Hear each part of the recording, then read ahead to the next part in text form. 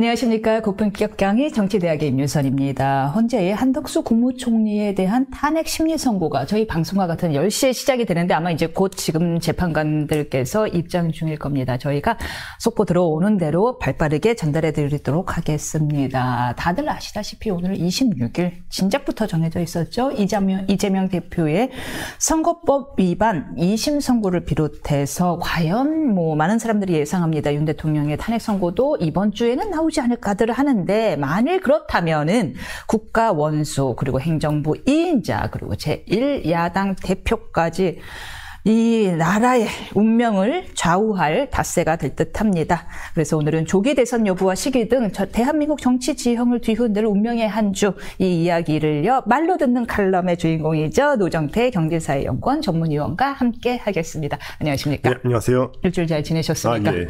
네. 처음 이야기는요, 지금 정치권 파장이 가장 크죠.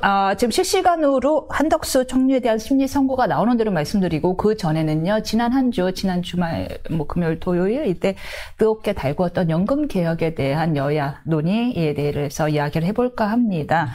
더 내고 더 받는, 더 받는 국민연금법 개정안이 지난주에 국회 본회의를 통과했습니다. 이게 무려 18년 만의 합의입니다. 그간은 계속해서 합의를 진행하다 말고 약간 고양이 목의 쥐처럼 이제 못하고 있었죠. 죄송합니다. 고양이 목에 목걸이 걸기처럼요. 방울달기, 고양이 목에 방울달기처럼요. 그런데 드디어 합의를 이뤄냈다라고 해서 다들 박수를 칠 줄 알았더니 이거는 갑자기 세대 간 형평성 문제가 대두되면서 또 한 번 쟁점화되고 있는데, 한마디로 청년층의 불만이 상당하다는 것입니다. 이에 대해서 이 노 의원의 의견이 궁금한데 잠깐 개정안의 핵심부터 말씀드릴게요. 보험료율은 내는 돈인 거죠. 내는 돈은 보험료율은 13%, 임금의 13%로 점진적으로 늘린다는 거고, 현행은 9%죠. 그리고 받는 돈, 이걸 우리가 소득대체율이라고 하는데, 받는 돈은 임금 대비 43%, 지금은 40%죠. 그래서 2026년부터 이제 적용된다라는 거예요.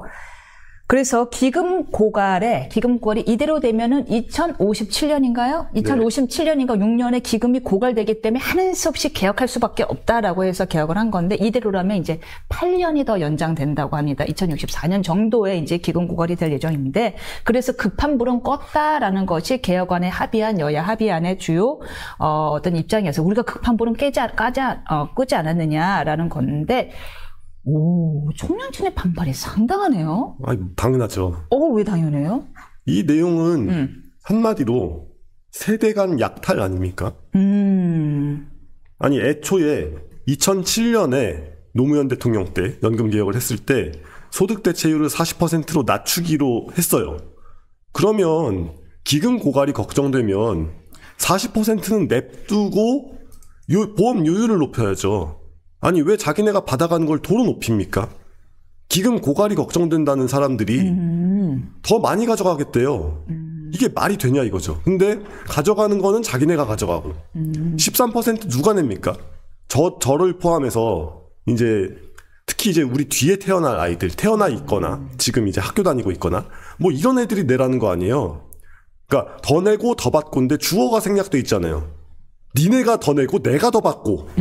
이게 뭔 개혁입니까? 이건 약탈이에요, 약탈. 약탈이다. 예. 많이 흥분하셨는데. 저 몹시 화가 나고, 저뿐만 아니라 지금 저랑 비슷한 또래, 저는 미혼의 무자녀지만 이제 기혼 유자녀 혹은 죄송합니다. 속보 떴습니다. 한덕수 총리의 탄핵안이 기각되었고요. 대통령 권한대행으로 복귀된다고 합니다. 요에 대해서 이유가 이제 곧 설명이 될 텐데, 일단 주문을 읽은 상태고요. 아마 이제 곧 이유를 읊으실 것 같습니다. 읽는 대로요. 그 다음에 이제 속보가 띄엄띄엄 나올 텐데 그거 전달해 드리도록 하겠습니다. 어쨌든 다시 한번 말씀드립니다. 한덕수 총리에 대한 탄핵안은 기각되었습니다. 곧 복귀하실 예정입니다. 네. 스마트워치. 아직 노안이 안 와서 잘 읽어요. 네. 그러니까요. 이렇게 노안 안 왔고 노동력 있고 앞으로 돈 벌 날 많은 사람들이 더 내라. 그러면은 곧 은퇴했거나 은퇴한 우리가 더 받겠다.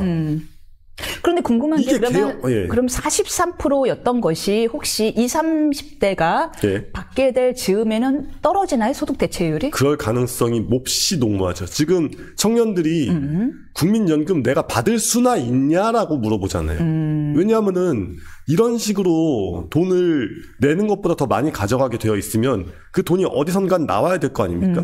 그런데 그게 국민연금 자체에선 안 나올 거 아니에요. 그러면은 지금은 적립식인데 나중에 언젠가 어느 시점에 우리가 정작 받아야 될 시점에 부가식, 그러니까 이제 그냥 돈 지금이 부가식. 자, 지금이 부가식이요. 그래서 이제 내는 족족 받아가는 그러니까 돈을 쌓아놓고 돈을 키우는 게 아니라 그냥 이게 국민들이 내는 연금을 바로 받아가는 그런 시스템으로 바뀌게 되는데 그러면은 지금 인구 피라미드가 역피라미드 형태로 돼 있으니까 우리가 돈을 어떻게 받냐라고 하는 매우 합리적이고 너무 당연한 추측을 할 수밖에 없죠.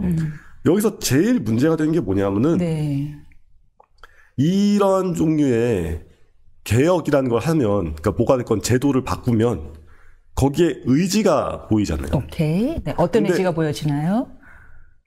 정말 말 그대로 우리는 이제 편하게 살아야겠다. 우리는 너희들이 내는 돈으로 편하게 받아 먹어야겠다. 라고 하는 그 의지가 보이는 거죠. 지금 지금 인구 구조가 보면은 딱 저희 세대에서 80년대생까지가 이렇게 2차 베이비 부모 아니겠습니까? 그러니까 이게 많이 태어난 세대고 그 후로는 이제 점점 인구가 줄어드는데 이 전에 있는 그 수많은 베이비 부모랑 386세대 굉장히 그 둘 다 숫자가 많은 그 세대들이 연합해가지고 80년대생과 70년대생도 어느 정도 포함되죠. 7, 80년대생 그리고 그 이후에 포함시켜줘서 고맙습니다. 숫자가 적은 그 세대들을 니네가 내라 하면서 삥 뜯은 거예요. 삥 뜯겠다고 의지를 밝힌 겁니다. 알겠습니다. 진짜. 삥 뜯었다라고 받아들인다는 건데 지금 그거보다 조금 더 중요한 현안이 있어서 그 얘기를 하고 연금개헌 이야기로 하겠습니다. 헌법재판소가 한덕수 국무총리에 대한 탄핵안을 좀 더 구체적으로 볼까요? 기각이 5명. 네. 각하가 2명. 인용이 1명이네요. 인용하는 사람이 있어요? 이걸? 그 무슨 뜻이에요? 말씀해 주세요. 아니 이건 각하죠. 각하다. 아니 말이 안 되잖아요. 왜냐하면은 구체적으로 탄핵 요건이 국무위원, 그러니까 평범한 국무위원이냐, 대통령 권한대행이냐 이게 논점이 되는 사안이었고 대통령 권한대행을 탄핵할 때는 200석이 필요하냐, 150석이 필요하냐. 151석이 필요하냐. 왜냐면 한쪽은 과반수로 정해 내리고 있고 하나는 이상을 정해 내리고 있기 때문에. 역시 변호사. 아무튼 그러다 보니까 둘 중에 뭐가 되냐 이것조차도 논란이 된 사안이기 때문에 각하가 맞습니다. 그러니까 요건이 명확하지 않은 상태에서 어쨌건 이거는 처분적 결정이잖아요. 그러니까 누군가의 손해를 끼쳐주는 행동이잖아요. 그 경우에는 당연히 명확한 규정이 있지 않으면 하지 말아야죠. 그러니까 우리 명확한 규정. 형사 피의자들이 그러니까 이제 그 우리가 범죄를 저질러 재판을 받을 때 그 많이 하는 라틴어 말 있잖아요. in dubio pro reo. 피고인 의심스러울 때는 불리할 때는 의심스러울 때는 피고인의 이익으로. 마찬가지입니다. 물론 이거는 형사 판결은 아니지만 그래도 어쨌건 누군가의 직위를 박탈하는 처분적인 것이긴 맞긴 하니까 그러면 이 사람한테 불리한 게 애매한 방식으로 적용돼가지고 들어가는 그런 걸 허용해주면 안 되죠. 그러니까 각하를 해야 된다고 저는 봤고 오히려 각하를 했어야 됐다. 안 좋은 일을 남긴 거네요. 그러면. 네, 그렇습니다. 그러니까 저는 오히려 이거를 기각하신 분들이 어떤 논리로 했는지가 더 궁금해요. 왜냐하면은 인용한 분은 뭐 누군지 왠지 짐작이 갈 것도 같은데. 누굴 것 같으세요? 정계선. 그러면 또 의외네. 저희 고향 선배네. 네. 아니, 인용이야. 애초에 작심을 하고, 뻔하겠죠. 내 안에 뭐가 어쩌고저쩌고, 이런 거, 그 레파토리가 들어있을 텐데. 그 논리 구성하기도 쉽지 않았을 텐데. 근데 오히려 완전한 생 억지를 부리는 건 쉽습니다. 근데. 그래도 재판관님인데 생 억지를 부리겠습니까? 그러니까 완벽한 답정론은 쉽다고요. 완벽한 답정론은 쉬운데. 뭔가 좀 말이 되는 것 같은 이야기를 하면서 이상한 얘기를 하는 그게 어렵거든요. 말씀드릴게요. 기각이 문형배, 이미선, 김형도, 정정미, 김복현. 각하가 각하는 정형식, 조한창. 그리고 인용이 정계선 재판관입니다. 그러니까 이게 그런 식으로 이 완전히 없는 무언가. 답정너는 쉽다. 예, 답정너는 쉽죠. 아니 뭐 우리가 흔히 인터넷에서 막 나오는 그런 게 어떤 남자가 여자한테 막 관심을 보여요. 그래가지고 뭐 내일같이 커피라도 할래요? 그럼 커피 끊었어요. 밥 먹을래요? 밥 끊었어요. 막 이런단 말이에요. 영화 볼래요? 영화 안 봐요. 아, 여자들은 왜 이렇게 항상 저녁 약속이 있고 그러니까, 왜 이렇게 영화를 다 본 거야? 예. 왜냐면 답정너잖아요. 너랑은 안 만나겠다는 결론은 나 있고 거기서 이제 그냥 아무 말이나 계속 뭐 밥도 끊었고 영화도 안 보고 뭐 이러는 건데 마찬가지로 인용을 하겠다고 한다면 그냥 뭐라도 갖다 붙이면 됩니다. 민주당에서 내놓은 그 아무 말이나 써 있는 탄핵 소추안을 그냥 이거 맞아 해주면 돼요. 근데 기각은 어쨌건 이거 틀렸어라는 거잖아요. 근데 이게 틀렸으면 왜 틀렸는지를 설명을 해야 되는데 그 틀린 이유를 얘기를 할 때 기각이라는 건 어쨌건 이 탄핵 소추안이 여기까지 왔다는 거는 합법적이다라는 얘기잖아요. 절차는 예. 합법적이었다. 네. 그게 어떻게 논리가 성립하는지 저는 그게 제일 궁금합니다. 궁금하고 우려되는 부분도 그러면 있으시겠어요. 예, 이게 설례가 돼서 앞으로 그러면은 대통령 권한대행이라는 뭐 또 이런 비극이 자주 있어서야 안 되겠지만 대통령 권한대행을 탄핵할 시에 151석만 있으면 된다라는 설례가 만들 수 있는 거 아니에요. 왜냐하면 또 탄핵하면 되거든요. 그러니까 200석이 필요하다라고 해버렸으면 재탄핵을 못 할 거 아닙니까? 적어도 동력이 떨어지니까. 네. 근데 지금 150석 이상으로 151석으로 이상으로 내놓은 탄핵안을 기각시켰다는 거는 똑같은 탄핵안이 또 나올 여지를 준다는 거고. 그렇다면은 죄송합니다. 마흔역이 아니고요. 이번에 최대행에 대한 탄핵안에 대해서도 그럼 적용될 수가 있겠네요. 네, 물론이죠. 그리고 더 중요한 거는 한덕수 총리가 이제 복귀를 한 다음에 어쨌건 어느 정도 기간이건 대통령 직무대행으로서 활동을 할 거 아니에요. 거기서 또 똑같은 무슨 이상한 핑계, 트집을 잡아가지고 탄핵안을 또 내놓으려고 할 텐데 거기서 또 그냥 단순 과반수면은 탄핵안을 내밀 수 있다라고 헌재가 허락해 준 거나 마찬가지입니다. 각하를 했어야 됩니다. 각하를 했어야 된다. 안 좋은 선례를 남겼다. 그러니까 이런 거예요. 우리 이제 국왕폐하가 승하셨다. 네. 국왕폐하 만세! 뭐 이런 그 영어권의 표현이 있는데, 뭔 얘기냐면은, 왕이라는 사람은 죽을 수 있어요. 죽죠. 하지만 왕이라는 직책, 임금이라는 직책은 전임자가 죽는 순간 다른 누군가한테 넘어가서 왕이라는 어떤 기능은 똑같이 유지가 돼야 됩니다. 그래야 국가가 운영될 거 아니겠어요. 유지될 거 아니겠어요. 그렇죠. 대통령 권한대행도 마찬가지입니다. 그러니까 지금 윤석열이라는 사람이 이러저러한 이유로 탄핵안이 가결이 됐고 지금 탄핵 평결을 앞두고 있는 상태에서 이 사람이 대통령으로서 역할을 못하게 됐다고 한다면 대통령의 역할, 대통령의 기능은 똑같이 그대로 유지가 돼야 돼요. 그런데 그것을 또 탄핵하는 것을 150석으로 가능하게 해줬다는 것 151석으로 가능하게 해줬다는 거는 그냥 논리가 아닙니다. 이게 국가의 연속성을 지키겠다. 그러니까 헌법재판소가 해야 될 역할이 법적 안정성을 수호하는 거잖아요.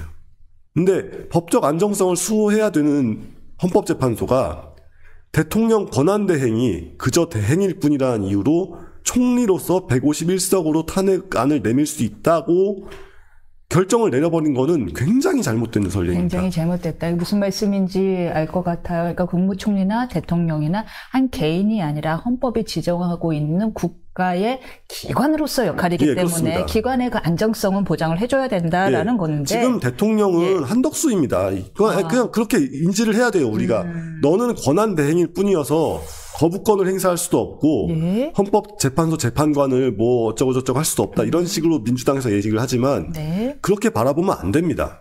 그러니까 대통령의 권한이라는 것 중에 역사적 결정을 내릴 수 있는 권한이 있고 단순한 그 외에 일상적, 정무적 결정을 내릴 수 있는 권한이 존재하죠.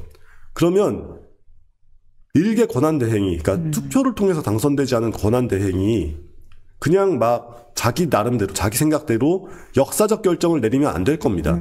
예를 들어서 대통령 권한대행이 남북정상회담을 추진한다. 그래가지고 우리가 뭐 종전선언을 하겠다. 이러면 안 되죠.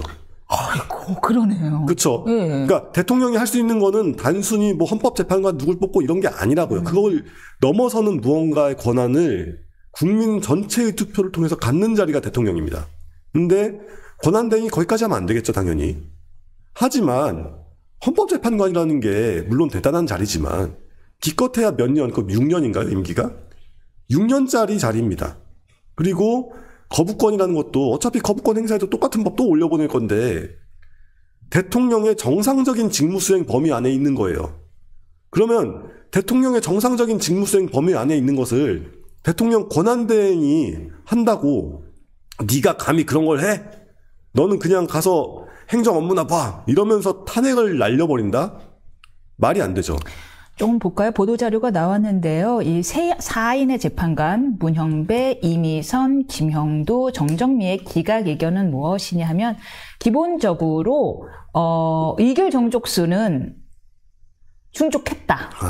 네. 의결 정족수는 충족했으나 다만 공무원법 임명 안 한 것이 마은혁 재판관으로 임명 안 한 것이 이것이 직무 위반이라고 볼 수는 없다라고 본 것이고요. 네.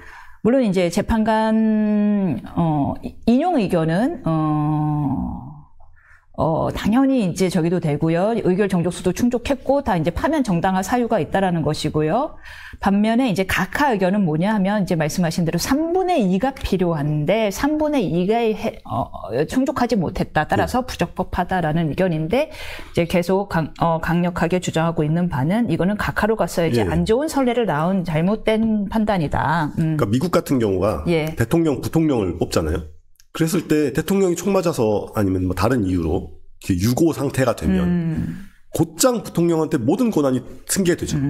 그리고 부통령은 물론 이제 트럼프, 벤스, 뭐 이렇게 바이든, 해리스 뭐 이런 식으로 선거를 하지만 어쨌건 선거의 주인공은 아니잖아요.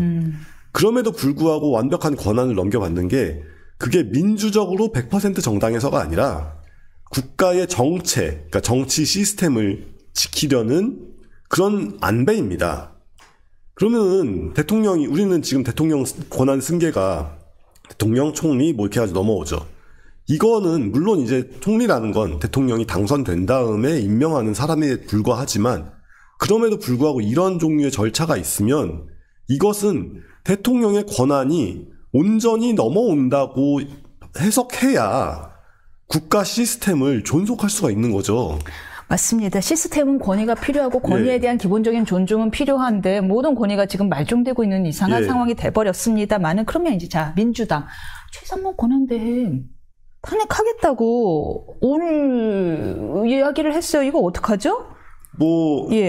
하라고 해야죠. 뭐 별 수 있으니까. 아니, 이거 표결 가겠어요? 그러니까 이게 치르기 있을까요? 기회가 좀 그렇지만 고스톱을 칠 때 여기까지 했는데 낙장은 아닌데. 그렇죠. 그러니까 아직은 손에는 안 떨어지겠는데 뽑았어. 그래가지고 이게 나 저거 그러니까 말할 때 이제 나 저거 가져간다는 느낌을 할 수 있잖아요. 저기 나왔네 흑사까지 했는데 이렇게 다시 집어넣기는 좀 그러니까 하지 않을까요? 아니 애초에 말을 꺼낸 것 자체가 이미 선을 넘은 거잖아요. 근데 선을 넘었으면 끝까지 넘어야지 이게 중간에 흐지부지 하면은 이재명 대표의 가장 큰 약점이 결국에는 강점이자 약점이 거칠 것 없는 약간 그 영어 표현하자면 배드 S.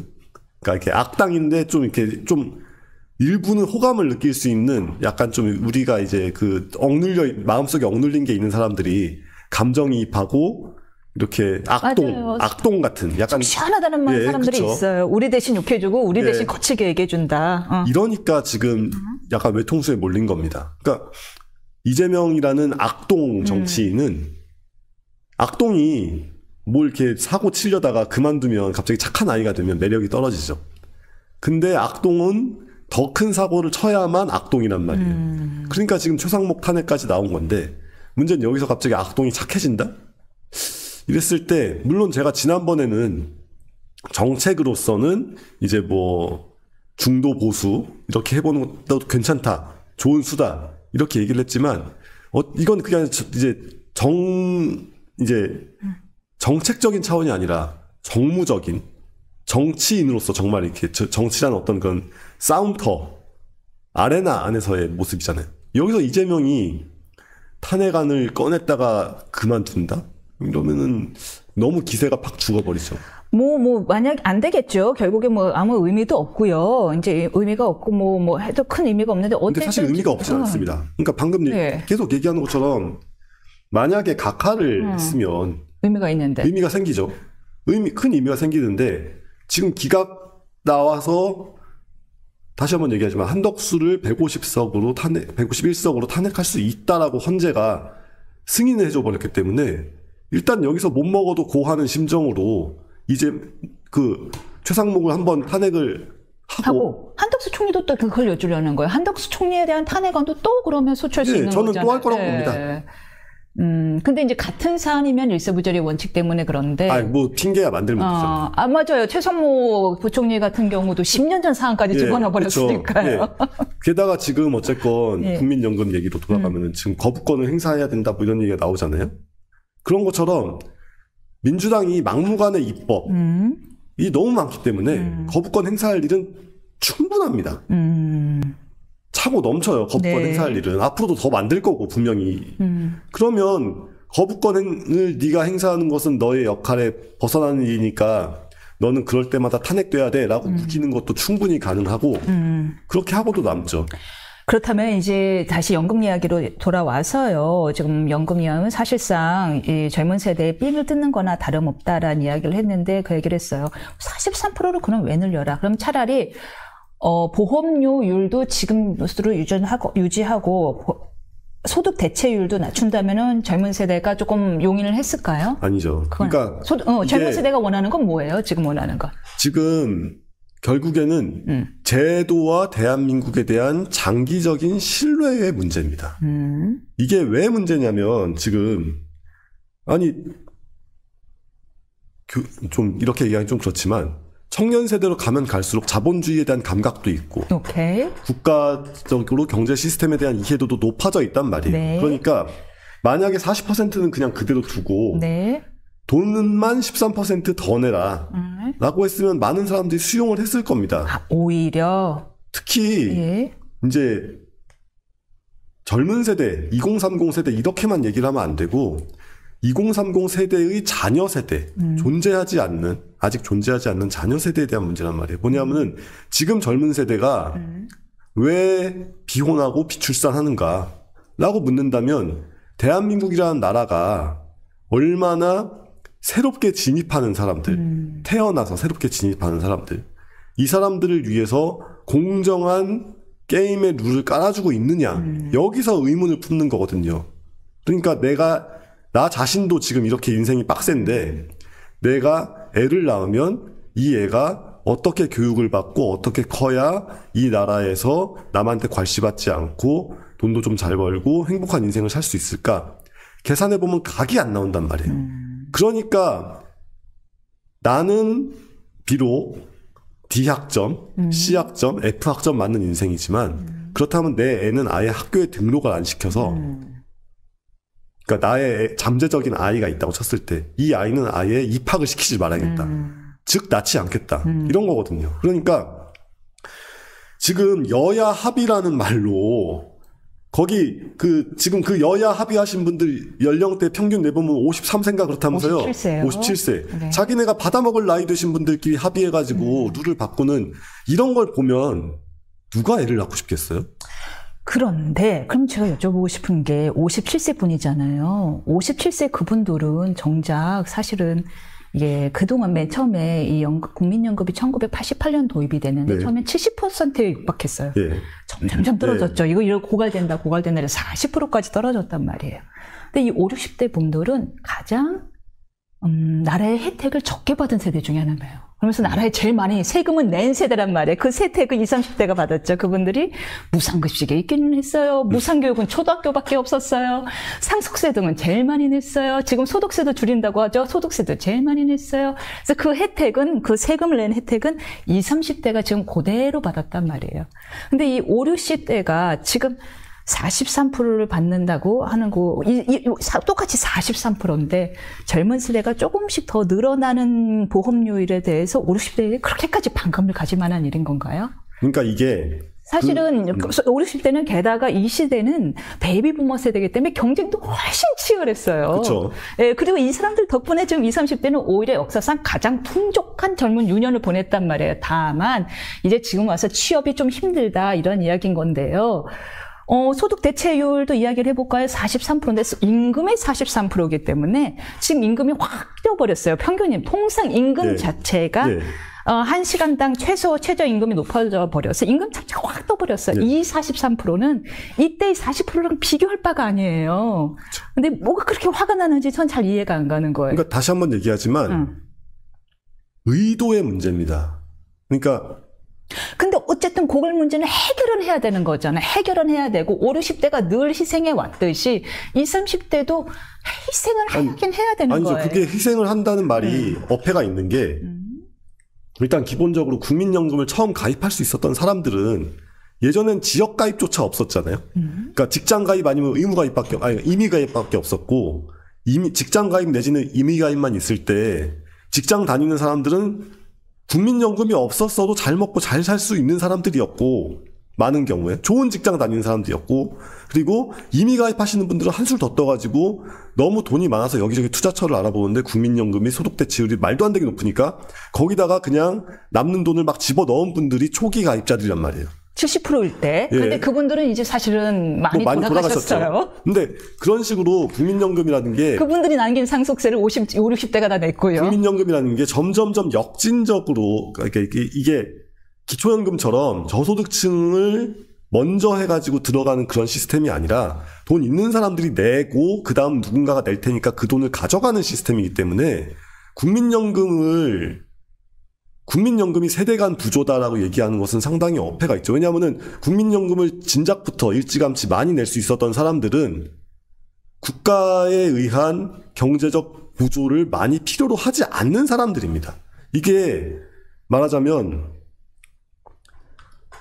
국가가 연금이라는 제도를 통해서 무엇을 보호해 주어야 하냐라고 했을 때 생계 유지비를 지급하는 게 1차적인 목적이 돼야 될 거 아니에요. 가장 중요한 목적이. 그런데 국민연금은 지금 상황에서는 많은 분들의 품위 유지비 차원으로 들어간단 말이죠. 그러면 국민연금을 받을 수 있는 국민연금의 혜택을 받는 그분들은 5, 60대 이상으로 놓고 보더라도 그 중에서 좀 형편이 나은 분들, 형편이 괜찮은 분들입니다. 반면에 평생을 멀쩡한 직장, 그럴듯한 직장 하나도 못 다니고 뭐 어디 전방 같은 거 하다가 나중에 밀려가지고 편의점에 밀렸다가 뒤늦게 편의점 차리고 뭐 이런 식으로 국민연금 가입 기간이 매우 짧거나 없는 아마도 절반 이상일 그런 고령층들은 어차피 혜택을 못 받아요. 그러면 가난한 노인과 젊은 세대 전체를 희생시켜가면서 좀 윤택한 노령층이 혜택을 받는 이런 식의 합의가 무슨 합의냐는 거죠. 그러면 이제 보수개혁이 아니라 구조개혁으로 간다라는 이야기를 해야 되는 것 같은데요. 근데 구조개혁을 어떻게 믿냐 이거죠. 그러니까 구조개혁은 또 어떻게 믿느냐? 아니 왜냐하면 보수개혁을 할 때 우리가 적어도 받는 거를 덜 받진 않더라도 동결시키겠다. 그리고 더 내자. 그러면 젊은이들이요 미안합니다. 여러분이 좀 더 내주십시오. 라고 해도 뭐 말이 되죠. 근데 야 우리가 더 받겠습니다. 우리가 좀 더 받겠습니다. 미안합니다. 더 내십시오. 근데 더 받자는 쪽은 사실은 민주당이었어요. 민주당은 45%까지는 그러니까요. 있자였죠. 그래서 민주당이 민주당인 건데. 아무튼 그렇습니다. 그러니까 요건 국민의힘이 받고 있어요. 여당이라 그런 거예요? 그게 이것이 바로 기울어진 운동장이다. 게다가 이게 지금 제가 말씀드린 그 구도가 뭐냐면은 국민의힘이 전통적으로 좀 약간 자영업자와 아주 고소득층의 전문직가 아니면 고소득층의 완전히 상위 1% 아니면은 하위 50% 이상을 대변하는 정당이었고 민주당이 상위 중산층의 정당의 그런 구도가 좀 있잖아요. 그걸 정확하게 반영하고 있는 거죠. 국민연금 소득 대체율 올려서 혜택 보는 거 누구냐? 고중간 상위 중산층입니다. 그러니까 완전 1%는 국민연금 같은 거 솔직히 아무 별 상관없는 분들이고 그 밑에 자영업과 기타 등등으로 구성되어 있는 하위 50%는 심지어 연령대가 50대, 60대, 70대라고 해도 국민연금 소득 대체율이 높아지는 거에 그렇게 큰 혜택을 보시는 분들이 아니에요. 그러면은 이거를 단지 2030 세대가 뿔났다 뭐 이런 식으로만 얘기하는 게 얼마나 나쁜 프레임이냐는 거죠.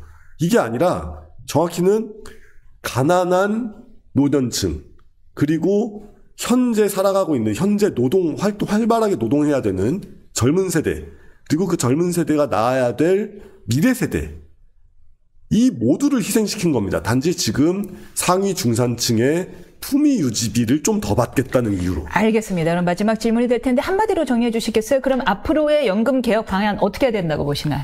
앞으로 연금 개혁 방향은 네. 기초연금을 강화하는 방향으로 가고 국민연금은 소득 대체율을 더 낮추면서 그러니까 지금 구조개혁을 많이 근데 일단 구조개혁 논의가 많이 있잖아요. 용돈 개혁이니 낮춰라. 예, 그것을 그러니까 국민연금에 대한 구조개혁을 논의할 때 그 진정성이 느껴지려면 일단 모수개혁부터 다시 한번 살펴볼 필요가 있다. 알겠습니다. 그 말로 듣는 칼럼 노정태 위원이었습니다. 저희는 다음 주에 다시 뵙겠습니다. 네, 감사합니다. 감사합니다.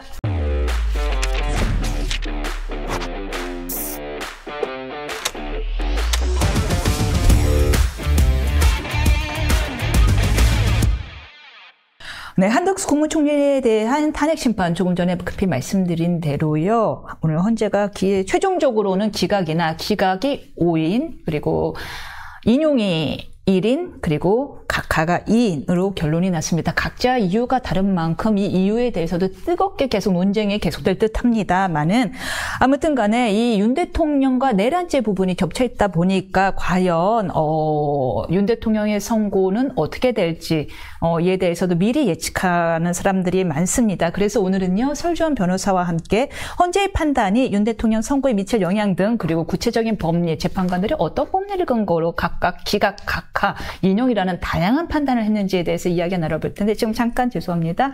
그래서 한덕수 총리는요 지금 오늘 총리 공관으로 갔다라고 바로 출근하셨다고 하네요. 넥타이 준비하고 계셨나 봐요. 너무 곱겠다가 예상을 했을 거라 생각을 하고요. 예. 흥미로운 지점은 네.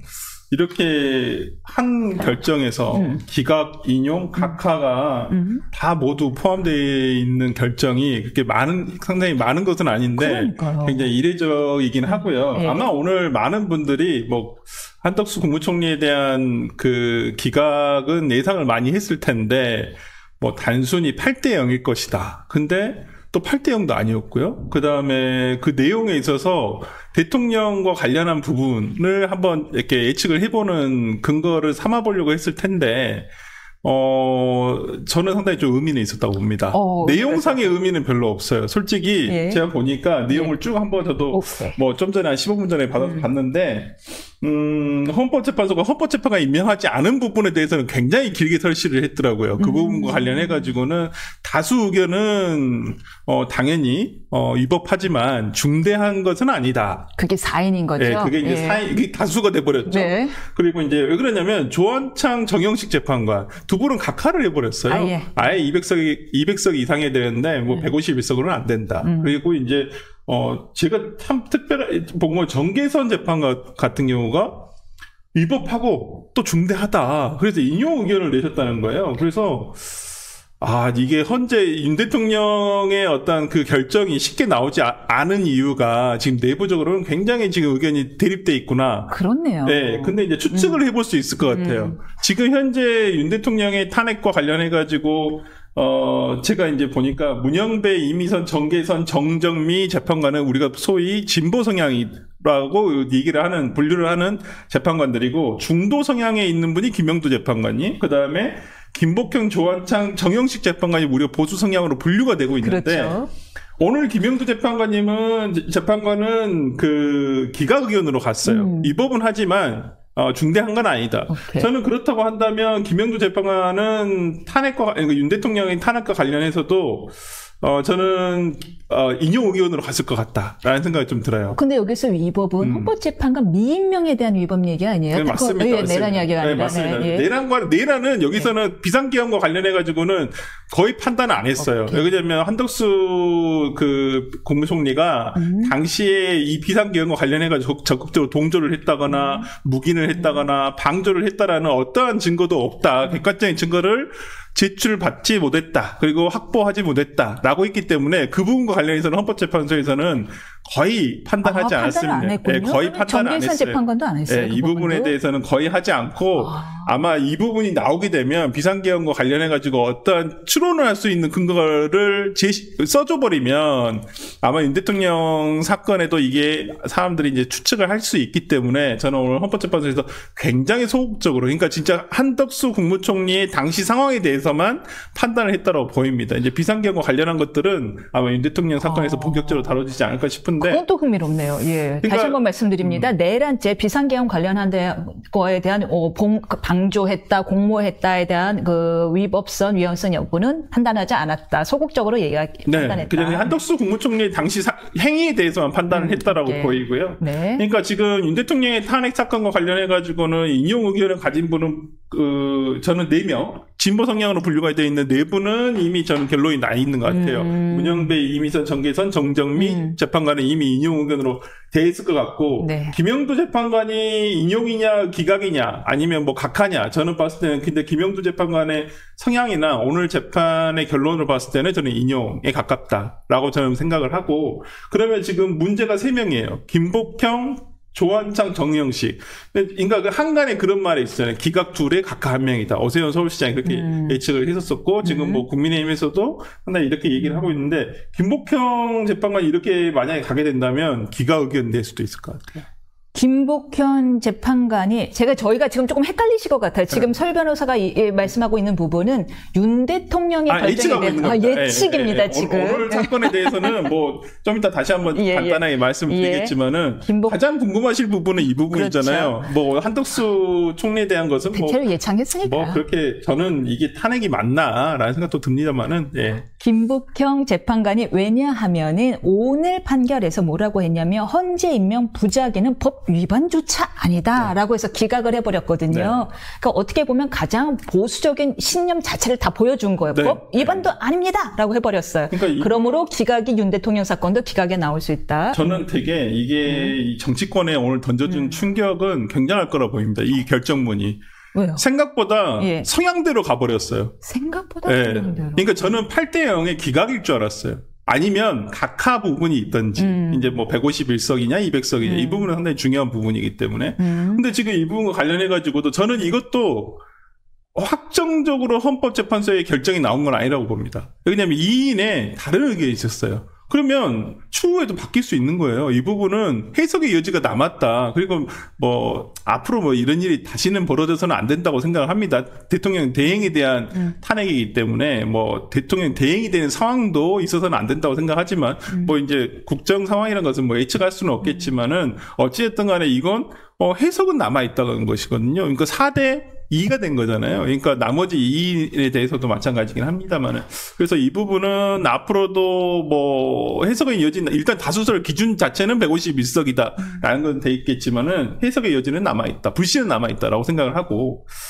나머지 저는 근데 이렇게 특히나 정계선 재판관과 김복형 재판관이 최근에 어떤 정말 소위 여의도를 돌아다니는 찌라시에서 보면 이 두 재판관이 굉장히 지금 윤 대통령 탄핵 사건과 관련해 가지고도 대립을 하고 있다라고 지금 근데 결과가 완전 반대가 됐어요.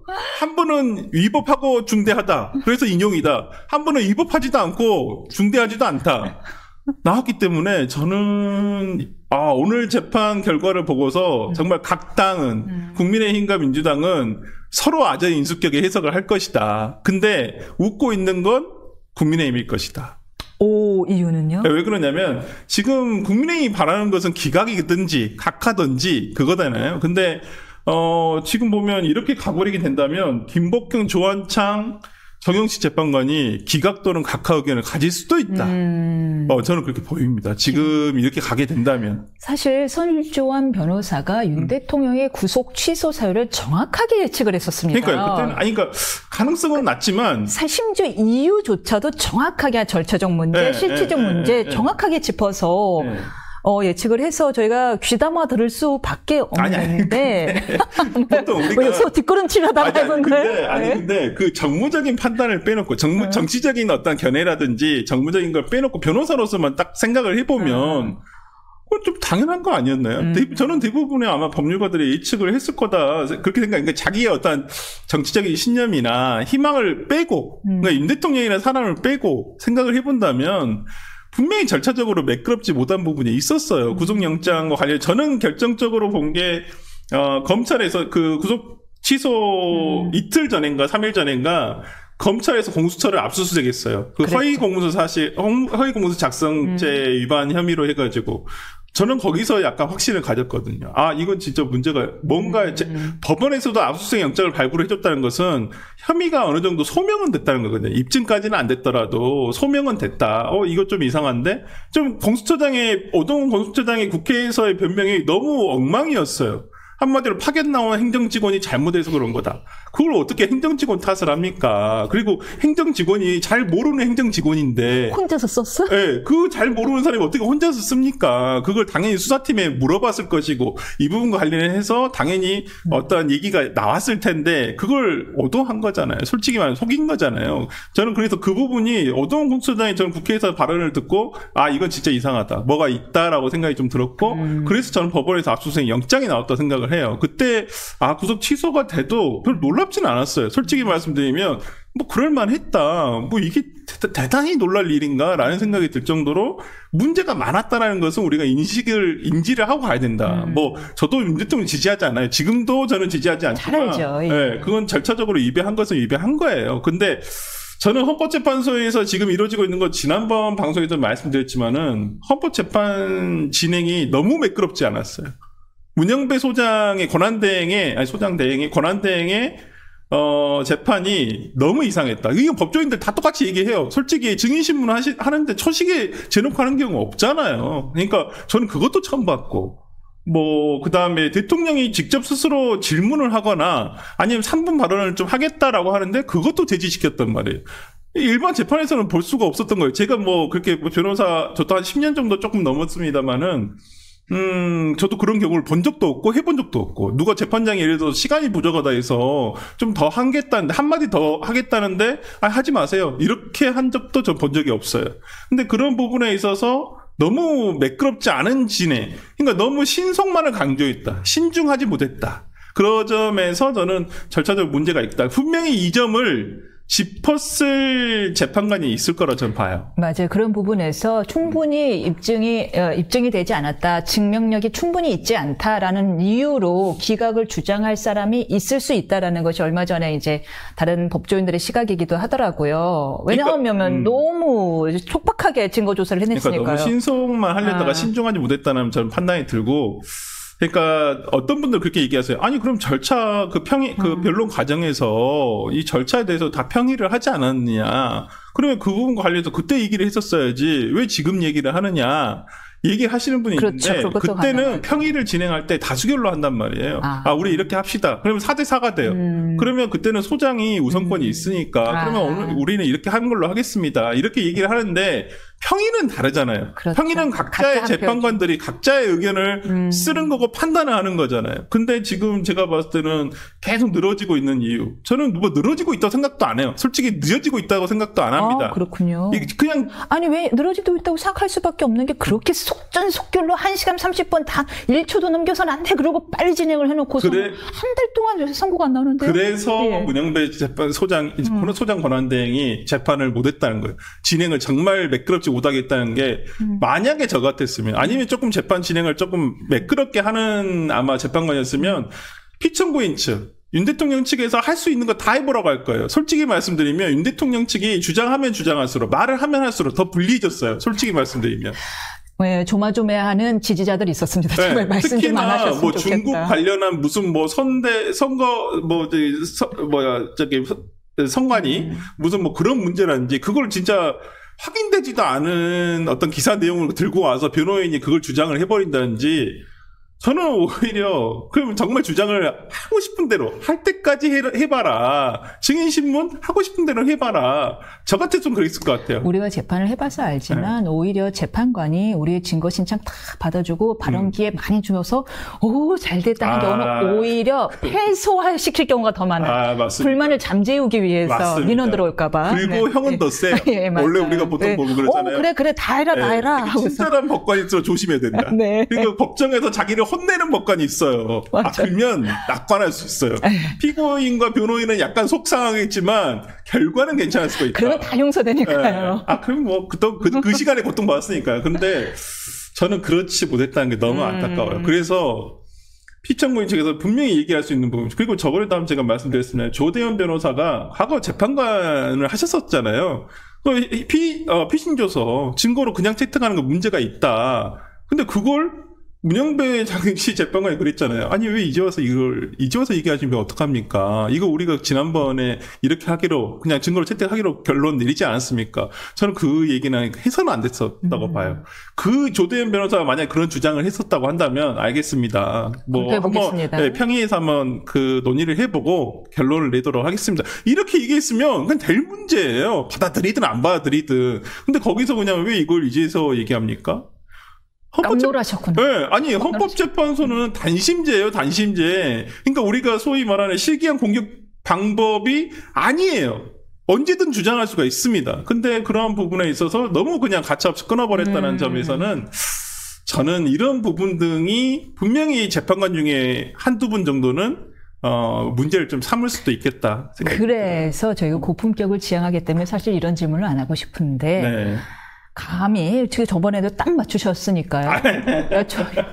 몇 대 몇 예상하십니까? 글쎄요. 근데 몇 대 몇? 저도 정말 고민이 많아지는데 단순하지는 않을 것 같아요. 그때도 대통령도 저는 오늘 세 가지 결론이 다 나올 수 있다. 오케이. 인용, 기각, 각하가 나올 수 있다. 예. 라는 생각이 들고요. 5대 1대 2?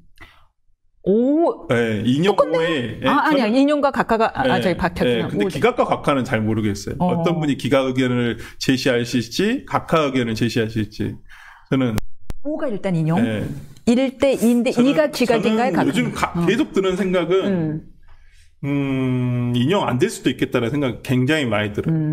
이건 제가 방송에서는 처음 얘기를 하는 것 같은데, 그냥 사석에서는 보통 이렇게 우리끼리, 패널들끼리 이렇게 얘기할 때는, 나는 솔직히 좀 찜찜하다. 근데 돌아온다 해서 나는 그게 최선이라고 생각하지 않아요. 솔직히 말씀드리면 대통령이 잘할 수 있을까? 국민의힘 내부에서도 똑같은 고민을 하는 사람들이 잘할 수 있을까라는 생각은 드는데 그냥 변호사로서만 판단을 해보면 그냥 법조인의 한 사람으로서 그냥 제가 이 재판을 봤었을 때는 저는 그게 맞지 않나라는 생각을 해봅니다. 그런데 지금 한덕수 선고 때문에 사람들이 여러 가지 또 추측이 난무한데 지금 몇 달간은 다들 추측과 내피셜의 시기예요. 맞습니다. 각종 자기 희망회로 찌라시의 난무고요. 그런데 3월 24일 오늘 한덕수 총리 다들 기각으로 예상을 했어요. 혹시 이것이 윤 대통령 파면에 대비한 포석 아닌가라는 의견도 있습니다. 저는 그렇게 생각하지 않습니다.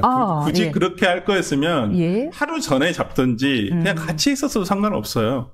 어차피 선고와 동시에 직무 복귀는 하는 거잖아요. 판결문 언제 땄어요?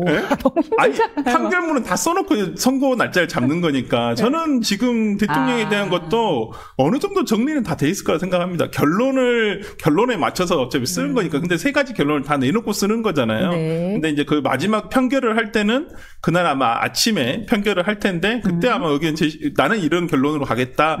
이렇게 얘기를 하실 것 같다라는 생각은 좀 들고요. 쓰는 건 별 문제가 아니라고 생각을 하고 저는 오히려 그 한덕수 오늘 잡힌 것은 최상목 권한대행에 대한 탄핵 때문에 그랬다고 생각을 하거든요. 그러니까 제가 지난주 수요일 날인가 어떤 제가 방송에서도 그 얘기를 했었어요. 그러니까 지금 민주당에서 최상목 권한대행에 대한 탄핵을 추진한다. 그런 얘기가 나왔을 때 만약 추진한다고 한다면 아마 헌법재판소에서 한덕수 국무총리에 대한 선고 날짜를 잡을 것이다. 아니, 근데 그건 물어보사네, 물어보사. 아니, 근데 그건 논리적으로 너무 당연한 거 아닌가요? 왜 그러냐면 151석이냐 200석이냐가 중요해지는 거예요. 최상목 권한대행에 대한 탄핵을 추진함에 있어서도 민주당도 그런 고민을 할 거란 말이에요. 야, 저번에는 우리가 151석을 했는데, 야, 이번에도 150석이 맞아? 그럼 똑같은 질문이 한덕수 국무총리 때와 똑같아지거든요. 권한대행에 대한 탄핵이 어떻게 될 것이냐. 그럼 저는 이건 헌법재판소에서 제시를 해줬어야 된다고 봐요. 그런데 그렇다면은 사실 각하 의견이 2명밖에 안 나온 것도 이상해요. 딱히 선례로서 작용도 못해요. 맞아요. 네. 저도 그런 부분은 조금 아쉽다고 생각해요. 저는 개인적으로는 200석이 맞다고 생각을 해요. 권한대행에 대한 탄핵이기 때문에. 그러니까 물론 이번에는 좀 섞여 있었어요. 국무총리로서 어떤 그 탄핵 소추 사유와 권한대행으로서의 소추 사유가 섞여 있었기 때문에 이런 경우는 또 어떻게 갈 것인가라는 것도 저는 이번 선례가 됐지만 나중에 만약에 권한대행에 대한 소추만 있었을 때 그때는 어떻게 될 것인가? 그때는 또 다시 저는 판단이 돼야 되지 않을까라는 생각은 좀 들고요.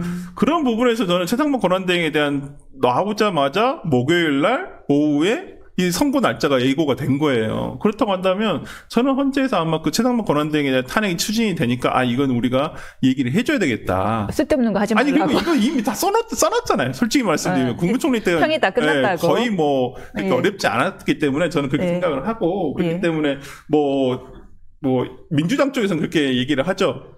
그 대통령 탄핵에 대비해서 이걸 뭐 국정 안정화를 위해서 보궐선거에 대비하기 위해서 이렇게 한 거 아니냐고 하는데 저는 그 부분은 크게 문제가 없다. 왜냐하면 어차피 같이 선거해도 먼저 선거하면 되잖아요. 총리에 대한 걸 먼저 하고 대통령 걸 나중에 하면 총리는 그대로 직무 복귀가 되는 것이니까. 근데 그걸 뭐 일주일 먼저 할 필요가 뭐가 있어. 그리고 저는 대통령에 대한 선거가 이번 주에 있지 않을 것 같다는 느낌도 들어요. 날 수도 있겠지만 28일 날 날 수도 있겠지만은 글쎄요. 생각보다 할 수 있을까요? 지금 판결을 보니까 5대 2대 1 판결을 보니까 저는 그걸 생각보다 의견 대립이 굉장히 극심하구나. 네, 굉장히 지금 안에서는 엄청 이 부분과 관련해서 논의가 계속 평의가 계속 지속되고 있구나. 근데 이게 좁혀지지는 않고 있구나. 왜냐하면 한 총리에 대한 이제 대부분이 그 미임명에 대한 위법에 대한 판단이었는데 이 부분은 대통령에 대한 탄핵 소유에 비하면 굉장히 간단한 사유임에도 불구하고 5대 2대 1로 이렇게 첨예하게 갈렸거든요. 저는 그 점이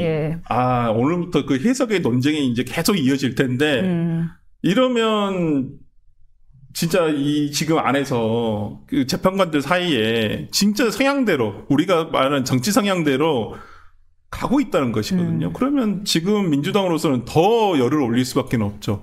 당황했겠어요. 근데 진짜 소통 안 하나 봐. 민주당이 그 내부 소식을 정말 모르나 봐요. 그러니까 이번에 드러난 사실은 헌법재판소의 보안은 최고다. 생각보다 많이 최고다. 나오지 않고 있다라는 생각이 좀 들어서 과거에 대통령실에서 도청당한 게 있는데 헌법재판소를 조금 한번 벤치마킹 해야 되지 않을까라는 좀 생각도 한번 해봅니다. 아무도 모르잖아요. 지금 아무도. 그래서 저는 이런 부분은 좀 필요하다고 보고 근데 아마 대통령 대통령이 인용될 수도 있습니다. 저는 워낙 위법하고 중대하다고 저는 개인적으로 생각하는데 지금 이 상황으로 가게 된다면 국민의힘이 아마 희망회로를 굉장히 많이 돌릴 것 같다. 그런데 제가 어제 국민의힘의 한 중진위원으로부터 들었는데 내심은 그 내부에서도 돌아왔을 때 그 후폭풍 중도표가 다 떠날 거에 대한 두려움도 상당히 크다는 거예요. 맞아요. 그러니까 그 대통령이 돌아오셔서 어떤 행보를 보이냐에 따라 달라지긴 하는데 중도 확장은 어렵지 않을까. 왜냐하면 대통령은 분명히 지금의 상황, 어찌 보면 이런 지형이라든지 이런 유리한 상황, 유리해진 상황을, 어제 보수층이 똘똘 뭉쳐서 지금 이렇게 끌어올린 것이다. 그 견인에는 내가 견인한 거다. 이렇게 생각을 분명히 하고 계실 거라고 생각이 들면 중도 확장성은 굉장히 어려운데 저는 그나마 정말 1%의 정말 그 가능성 좀 희망을 품어보자면 지난번 마지막 변론 기일에 본인이 직접 말씀하셨잖아요. 임기 등을 단축하고 본인은 외치만 신경 쓰고 그다음에 총리에게 맡기고 그다음에 개헌하겠다라고 분명히 얘기했기 때문에 저는 진짜 그 말을 지킨다고 한다면 다 인정을 해줄 수도 있다. 그거를 진행한다면 중도표도 어느 정도 돌아온 그렇죠. 것에 대해서 너그러운 마음을 가질 수 있다라는 얘기인데. 근데 대부분 그 말을 안 믿으시더라고요. 대통령실이 목소리를 냈네요. 한대행 기각 환영한다. 탄핵 남발 악의적 정치 공세 확인인 건데 박찬대 원내대표가 목소리를 냈습니다. 한 국무총리 헌법재판관 임명해야 헌재 내일 당장 윤 선고하라라고 했는데 다시 한번 박찬대 원내대표가 한 총리에 대해서 헌법재판관 임명해야라고 한다면 만약 또 임명을 안 해요. 그럼 지금 최상목 대행도 탄핵안 발의했고 한덕수 총리도 또 탄핵안 발의할 수 있을 것 같은데 일단 최상목 대행의 탄핵안 발의 스텝 꼬인 것부터 어떻게 정리하고 넘어갈까요? 이거 어떻게 정리해야 되죠? 이건 뭐 아니 이걸 뭐로 하죠? 사유가 권한대행일 때 지금 만약 재판관에 대해서 임명하지 않은 부분에 대해서 위법성을 따져서 지금 추진을 한 거였잖아요.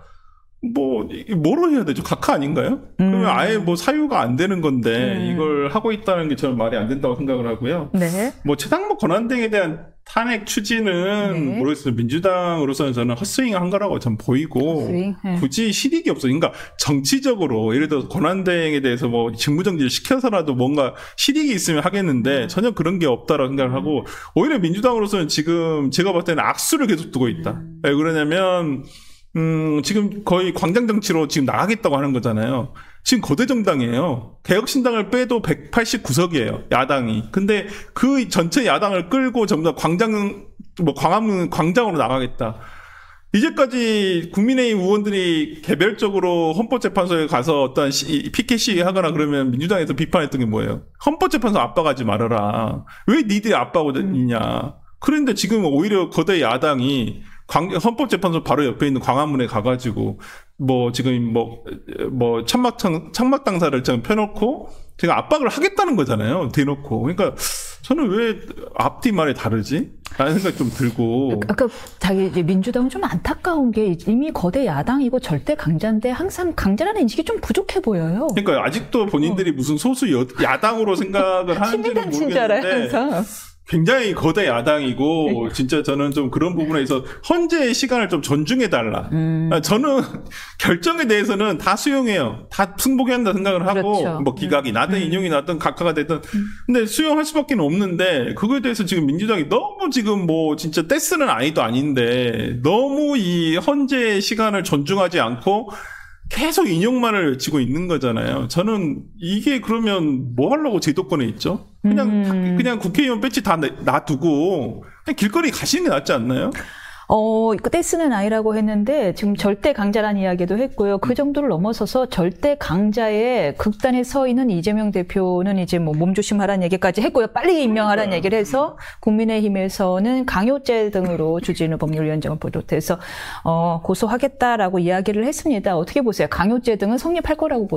그건 좀. 제가 주진우 법률위원장의 유튜브도 다 이렇게 보고 상당히 많이 동의하는 부분이 많은데 이건 좀 정치적인 공격이다. 강요죄 어떤 점에서요? 강요죄는 안 되겠죠. 어떤 의무 없는 일을 하게끔 하는 건데 법정 협박으로 의무는 있겠지만 근데 이건 기다려야 되는 재량의 문제잖아요. 내가 안 하고 싶어서 안 하는 것도 아니잖아요. 저는 헌법재판소가 지금 놀고 있다고 생각하지 않아요. 재판관들이나 헌법연구관들도 분명히 여기에 매몰돼서 진짜 여기에 집중하고 있을 거라고 생각을 합니다. 근데 거기에 대해서 이렇게 인용을 해라라고 하겠지만 인용 민주당에서 하라고 해서 하는 것도 아니잖아요. 재판관들이. 그렇기 때문에 저는 지금 이러한 부분에 있어서 강요죄는 그냥 정치적인 고소에 불과하다라고 생각을 하고 그 부분까지는 지금은 정말 좀 국민들 정말 이해한다면 정치권에서는 그냥 조용히 기다려주는 거. 진짜. 저는 그랬으면 좋겠어요. 그러니까 시민들은 나오실 수 있어요. 저는 시민들이 자신의 정치적인 희망이나 의견을 길거리나 광장에서 표출하는 것은 저는 그건 괜찮다고 봅니다. 근데 그게 이제 폭력화되면 절대 안 되고요. 그렇죠. 그 다음에 정치권에서는 오히려 이런 부분에 대해서 너무 과열되지 않도록 조심스럽게 접근하는 방법이 필요하다고 보고, 저는 지난번에 백혜련 의원이 그렇게 계란을 맞으신 것도 상당히 안타깝다고 생각을 해요. 근데 저는 왜 각 당의 의원들이 그 헌법재판소 정문에 가가지고 지금 경찰들은 어찌 보면 그 앞에 어떤 시위대들이 못 오게끔 하려고 이렇게 정말 노력을 많이 하고 있는데 왜 국회의원들은 그 앞에 가서 피켓 시위하고 사진 찍고만 있죠? 그렇다고 해서 헌법재판관들이 그 얘기를 듣는 것도 아니잖아요. 근데 그건 오히려 진짜 지금 각 진영의 지지자들은 엄청 과열돼 있단 말이에요. 감정적으로. 근데 거기에 불을 지피는 일이거든요. 그렇기 때문에 저는 오히려 정치권에서 그런 일들을 안 해야 되는데, 국회에서 뭘 해야 되는데, 그냥 툭 하면 그냥 헌법재판소 앞으로 달려가고, 그냥 주말이면 광장에 가고. 왜 우리 같은 사람의 말을 안 듣는지 아세요? 왜냐하면 우리는 그분들에 대한 충성 지지자가 아니거든. 어차피 우리는 또 산에 따라 마음이 바뀌거든. 왜 우리 말을 듣겠어요? 뭘 해도 그분들 찍어주는 사람들의 말을 들어야죠. 아니, 이해는 합니다만은. 근데 이게 정치인으로서 최소한, 합리성과 공적인 마음이 있어야 맞아요. 되잖아요. 공적 마인드. 네, 공적 마인드는 있어야 된다는 생각에서 좀 그런 점이 좀 아쉽다. 마지막 질문 해볼까? 오늘 너무 재밌는데 시간이 아쉽습니다. 네, 마지막 질문 해볼게요. 이재명 대표 선고 수요일입니다. 어떻게 예상하시나요? 진짜. 저는 1심하고 거의 비슷할 거다라고는 생각을 하는데 그대로 유지는 될 건데 조금 이재명 대표 쪽에서도 희망을 걸 수 있는 부분은 있다고 봅니다. 어떤 부분이요? 그러니까 특히나 이게 이제 만약에 민주당의 논리대로 무죄 또는 100만 원 이하의 형이 나오려면은 김문기 씨 부분이 완전 무죄가 돼야 되고 백현동 부분은 무죄가 되기는 그러니까 아예 이 부분이 사실관계를 예를 들어서 뭐 진짜 국토부의 협박 이 부분은 아니다라는 건 입증이 됐잖아요. 이미 김인섭 씨의 판결문에서 김인섭 씨의 로비로 인해서 된 거예요. 당시 성남시장이던 이재명 대표가 당시에 시장으로서 허가를 내준 거예요. 근데 너무 서증이 완벽하게 있죠. 네, 근데 그 부분에 있어서 지금 인과관계가 아직 수사나 재판이 되지 않았기 때문에 김인섭 씨까지만 지금 밝혀진 건데 그 판결문에서도 보면 명확하지는 않지만 정진상이나 이재명 시장 이런 부분과에서 어떤 커넥션이 있었다라는 건 뉘앙스로 적혀는 있거든요. 판결문에 보면. 그러니까 한마디로 이 김인섭 씨의 로비에 의해서 됐다. 허가가 됐다는 그 국토부 협박으로 된 건 아니에요. 근데 단 하나 법리적으로 지금 증언 및 감정에 관한 법률의 적용 소지가 있느냐. 백현동 부분이. 왜냐하면 그때가 경기도 국정감사에서 그렇죠. 얘기를 한 것이기 때문에 예. 그 부분과 관련해가지고 저도 조금 이렇게 재판에 참여를 했던 기자의 얘기를 들어보면 네. 그 정재호 판사가 상당히 그 부분과 관련해서 상당히 고민을 했다. 흥미를 보였다. 질문을 했다고 하거든요. 좀 더 구체적으로 말씀해 주실래요? 그러니까 증언 및 감정에 관한 법률에 보면 이게 한마디로 우리가 그 국정감사장에서 발생한 위증 이나 허위사실 같은 경우에는 그 법으로 의유를 해야 된다는 거예요. 근데 만약에 국정 및 감정에 의한 법률에 의하면 그건 벌금형은 상관이 없어요. 징역형 이상부터가 이제 직상실이 되는 건데 그렇기 때문에 공소법 위반이 아니잖아요. 그렇죠. 그 피선거권이 벌금형만 받으면 피선거권은 살아있게 되는 것이고. 요 법률로만 규율하는데 왜 공직선거법으로 처벌하려 하느냐. 예. 근데 이제 여기에 대한 반론도 있습니다. 예. 어떤 국회에서의 어떤 증언 등이 누군가의 명예훼손을 하는 경우에는 그 법률로도 처벌받고 명예훼손으로 처벌받은 사례가 있어요. 그렇기 때문에 이 부분이 어떻게 될 것인가라는 부분에 있어서 뭐 정말 그냥 뭐 보수적으로 보게 된다면 정말 엄격하게 보게 된다면 조금 감형은 될 수 있겠다. 저는 개인적으로 생각하는데 백현동 부분은 저도 조금 좀 찜찜한 부분이 있어요. 그러니까 명백한 허위 사실이라는 것을 부정할 수는 없겠으나 과연 공직선거법 위반으로 규율할 수 있는 문제인지 법리에 대한 법리적인 좀 부분에 있어서 조금 그 부분이 민주당 이재명 대표 입장에서는 좀 희망을 가져볼 수 있는 부분 아닌가.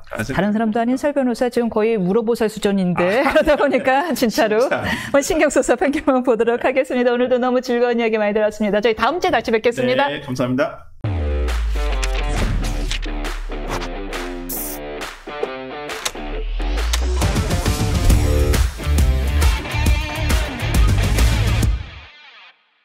요동을 칩니다. 한덕수 총리는 돌아왔고요. 지금 이재명 대표는 곧 선고가 날 예정이고요. 아마도 윤 대통령도 곧 선고가 날 것 같은데요. 여론이 진짜 요동칩니다. 네, 지금 일단 한덕수 총리에 대한 이야기부터 해볼까요? 한덕수 총리의 기각이 나왔습니다. 제일 다수가 나와서 예상하셨는지요? 예상했죠. 저는 계속 기각이라고 했죠. 각하도 아닌 기각. 각하를 할 수는 없는 게 각하가 되는 순간은 완전히 헌법재판소가 자멸을 해요. 왜냐? 각하를 돼버리면은 지금 한덕수 국무총리 이제 권한 내용으로 돌아가요. 네. 그러면 지금 일단은 민주당이 최상목 탄핵 소추한 건 완전 헛방이 됐죠. 헛방이 됐는데도 어떻게 해요? 진짜 어떻게 해요? 그러니까요. 헛방이 된 거예요. 그래서 이거는 완전히 제가 아예 그 방송에서도 그 이야기했어요. 이거는 하면 안 된다. 여론상으로도 전부 마이너스다. 자충수다. 예. 이건 할 이유가 없다. 지금 욱한다고 할 일이 아니다. 인생을 욱으로 가서는 안 된다. 그래서 제가 분명히 이야기했어요. 근데 두 번째는 뭐냐면 이게 각하가 되면은 2명의 헌법재판관이 불성립될 수도 있어요. 뭐냐? 지금 최상목 권한대행이 대통령으로서 하긴 했지만 다시 돌아가 버렸단 말이에요. 네. 그러면은 지금 조한창 정계선을 누가 임명했어요? 이게 굉장히 중요한 거예요. 그들이 다시 백도할 수가 있다. 백도예요. 그러니까 우리가 윷놀이 할 때 제일 지랄 맞은 게 백도야. 저희는 고품격 방송을 지향합니다. 제일 조금 성질 나는 게. 네. 알겠습니다. 하여튼간에 그게 아주 나쁜 이야기는 안 해요. 네. 드라마의 대사에도 나와요. 이런 지랄 맞은 세상이 말이야. 이런 거 나온단 말이에요. 근데 뭐냐? 근데 지금 미쳐버리겠는 게 그것도 그런데 그렇게 불성립이 돼버리면 자 한덕수 이 판결에 선고에 문영배도 기각이죠? 각한가요? 기각인가요? 기각입니다. 기각이죠. 위법하나 중대하지 그렇죠. 아니하다. 아니 이거 굉장히 중요한 거예요. 문영배마저 한 걸음 물러섰어요. 이건 아니야. 내가 내 인생을 여기에 걸 건 아니야. 근데 단 한 사람이 목숨을 걸고 있어요. 정계선이야. 위법하고 중대하다. 그렇죠. 그러니까 제가 지난 시간에 말씀드렸잖아요. 정계선 대 김복형의 이 정말 이른바 완전 딱 정반. 대첩이 벌어지고 있잖아요. 대첩. 예. 대첩이 벌어지고 있는데 예. 정계선도 지금 돌아버릴 거예요. 왜냐하면 모든 시선이 자기한테 꽂혀. 서울 서부지방법원장이거든요. 그런데 왜 그러냐? 지금 서부지방법원에서 지금 경호처장에 대해서 기각을 해버렸네, 구속영장. 예. 지금 완전히 판이 지금 정계선으로서는 미쳐버리겠네요. 왜냐하면 본인이 지금 여장군이에요. 우리가 그 이전에 추다르크가 있었단 말이에요. 추장군이 있었죠. 지금 정장군이야. 제너럴 정. 충주 정장군이잖아요. 충주는 빼주시면. 빼죠? 예, 충주는 원래 캐스팅 보트로 유명한 곳입니다. 빼드릴게요. 예, 웬만해서 제가 안 빼요. 예. 이민선이니까 빼주는 거예요, 지금.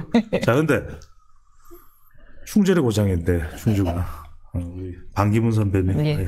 그래서 하여튼, 근데 그래서 지금 왜냐하면 이대로 가는 게 쉽지가 않다는 거예요. 왜냐하면 지금 만천하에 공개가 되어버렸어요. 인용한 사람이 정계선이라는 거. 그러니까 지금 보면 우리법연구회와 국제인권법연구회 회장을 했죠. 서울지방법원, 서부지방법원의 법원장을 했죠.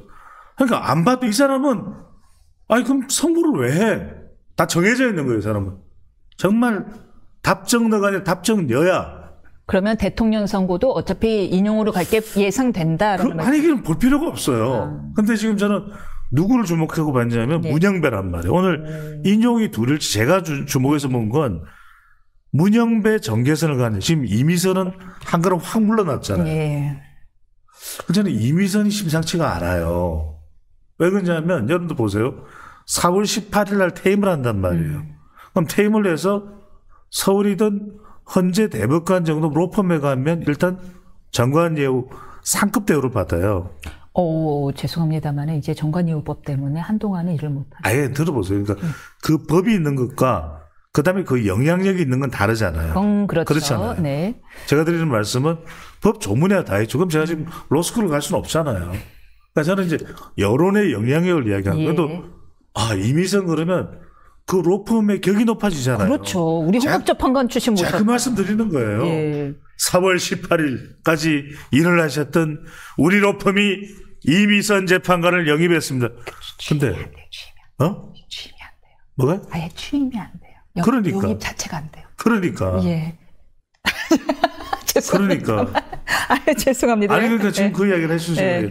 그러니까 여러 가지 상황이 지금 그러니까 이분이 있는 약간 거예요. 퇴임 후를 대비하고 있는 듯한 느낌이다. 그 배제할 수 없어요. 왜냐면 백신 시대잖아. 그러면 잠깐 들어보세요. 임 변호사가 변호사잖아요. 네네. 내가 반납하지 않는 101세라고 해서 변호사 아니에요? 네네. 변호사잖아요. 네네. 의사랑 똑같잖아요. 예, 맞습니다. 일반인들하고 다르단 말이에요.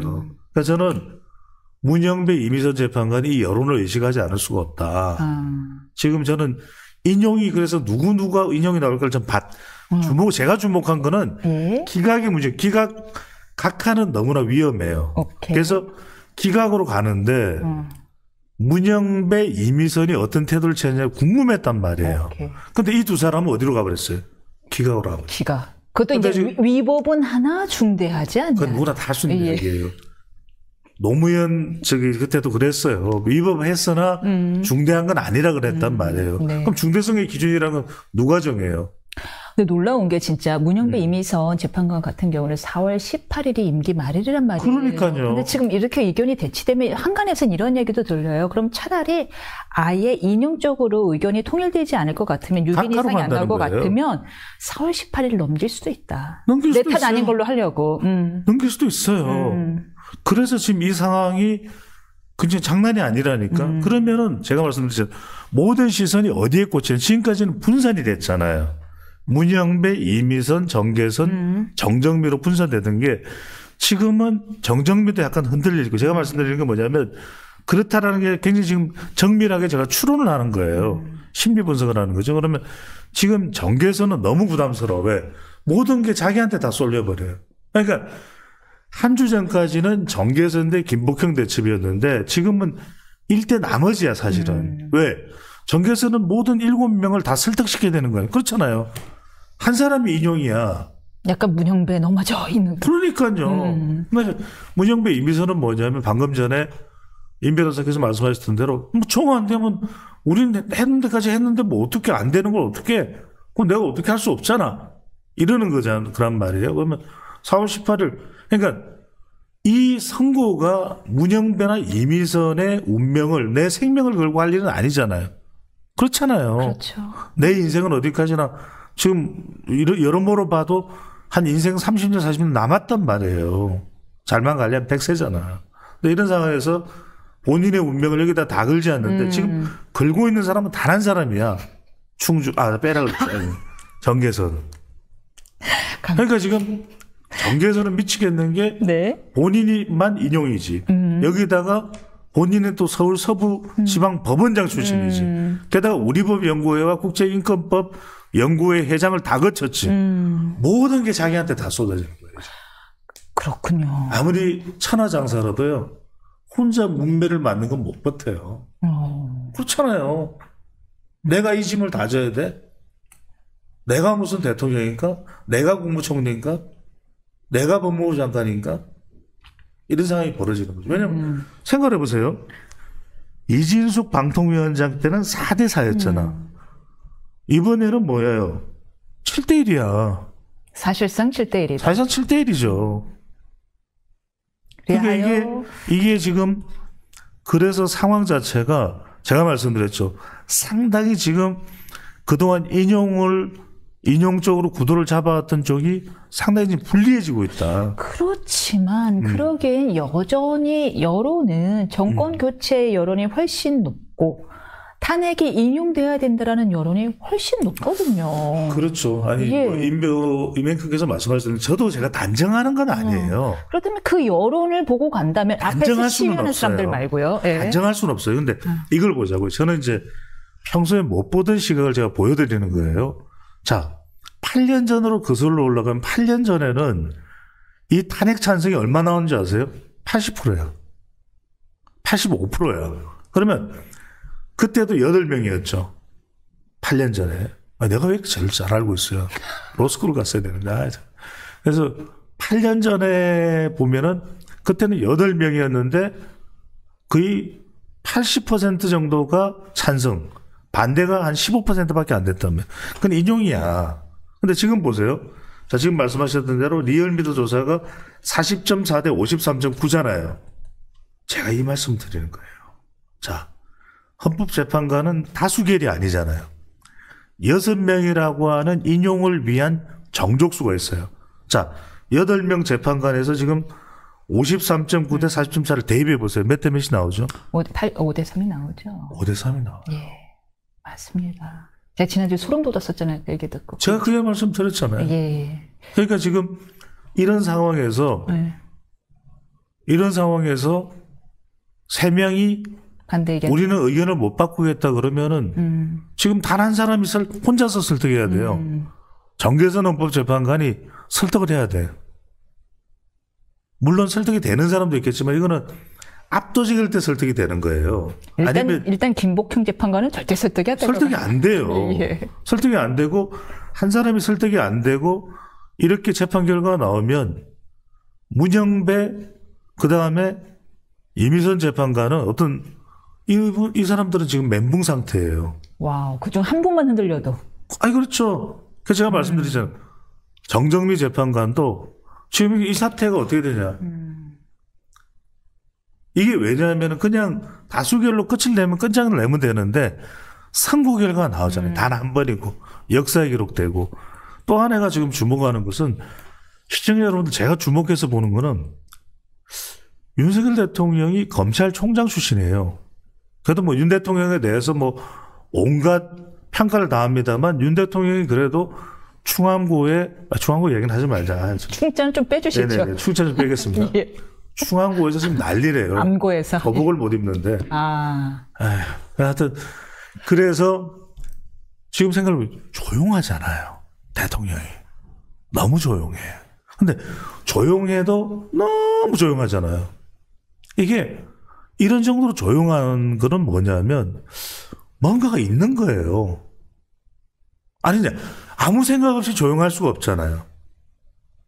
그러면 만약에 뭔가가 있는 것 같으면 승복 메시지를 내야죠. 아니지. 승복 메시지를 낼 이유가 없죠. 왜 낼 이유가 없냐. 26일 또 다른 사람이 선고했으니까. 그래서 완전히 이게 만약에 윤석열 대통령이 희망하는 대로 그게 저는 선이다 악이다 옳다 그러다를 말씀드리는 게 아니에요. 자꾸만 저한테 그래서 네가 대통령실로 가는 거야 이렇게 하지 마세요. 저는 용산 근처에도 간 적이 없으니까. 그래서 저 용산에서 뵀었는데 횡단보도 아니 그건 신용산이죠. 네 맞습니다. 신용산. 예. 네네 정확하게 있으면 언제 봤어? 그럼 좀 아는 척을 하고 좀 문자도 보내주고 그렇게 하세요. 운전 중. 충주 왜 그래? 운전 중이라 횡단보도. 차 좀 섰을 때 이렇게 횡단보도 섰을 때. 그래서 이제 그 말씀은 뭐냐면 이렇게까지 조용할 수는 없죠. 자기 운명이 달려 있는 거예요. 왜냐하면 그러니까 파면돼 버리면은 재판도 어려워지는 거예요. 재판도 힘들어지는 거예요. 근데 이렇게 조용하다? 따들어요. 왜? 그래서 이렇게 조용한 건 분명히 그럴 만한 이유가 있는 거 아니냐. 아니, 왜 아니면 이럴 수는 없어요. 이렇게 조용할 수는 없어요. 아니, 로키로 가는 게 여러모로 양쪽 재판에 유리하니까. 목소리를 낼수록. 그러니까. 목소리를 낼수록 중도층 여론이 나빠지는데 어쩌겠어요. 그거는 이제 여론을 의식하는 거고, 지금 중요한 건 헌법재판소잖아요. 근데 헌법재판소가 아무리 정보가 새 나가지는 않는다 하더라도, 사람 사는 세상에 제로일까? 제로인 세상은 없어요. 여러분 그걸 아셔야 됩니다. 제로인 세상은 없어요. 제가 살아보니까 55년 인생을 살아보니까 제로는 없어. 뭔가 항상 움직여요. 그래서 저도 될지 안 될지가 감이 와. 어떤 감이? 그래서 이번엔 어떤 그게 이제 정보를 이렇게 쭉 보는 거죠. 네. 아니 그러니까 이렇게 조용하다라는 것은 윤석열 대통령 뭔가 확신이 있는 것 같아요 지금.